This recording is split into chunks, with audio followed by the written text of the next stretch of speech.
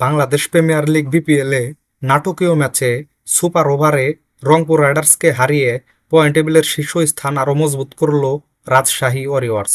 ম্যাচে প্রথমে ব্যাট করতে নেমে শুরুতেই তানজিদ তামিমের উইকেট হারিয়ে চাপে পড়ে রাজশাহী।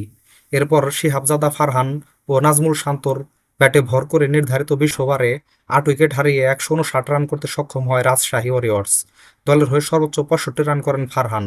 এছাড়া নাজমুল শান্ত 41 রান ও মোহাম্মদ নেওয়াজ 10 রান করেন। রংপুরের বোলারদের মধ্যে ফাহিম আশরাফ 3 উইকেট, আলী সাল ইসলাম 2 উইকেট ও মুস্তাফিজুর রহমান 1 উইকেট পান। 160 রানের টার্গেটে ব্যাট করতে নেমে শুরুতেই লিটন দাসের উইকেট হারিয়ে চাপে পড়ে রংপুর। তবে এরপর ডেভিড মালান ও তাওহিদ হৃদয়ের ব্যাটে ঘুরে দাঁড়ায় রংপুর এবং মনে হচ্ছিল ম্যাচটা তারা খুব সহজে জিতে যাবে। কিন্তু শেষের দিকে রাজশাহীর বোলারদের তোপের মুখে পড়ে নির্ধারিত 20 ওভারে 6 উইকেট হারিয়ে 159 রান করতে সক্ষম হয় রংপুর রাইডার্স, যার ফলে ম্যাচটা টাই হয়। রংপুরের হয়ে সর্বোচ্চ অপরাজিত 63 রান করেন মালান। এছাড়া তাহিদ হৃদয় 53 রান ও লিটন দাস 16 রান করেন। রাজশাহীর বোলারদের মধ্যে 2টি করে উইকেট পান রিপন মণ্ডল ও মেহরাব হোসেন। এছাড়া 1টি উইকেট পান তানজিম সাকিব।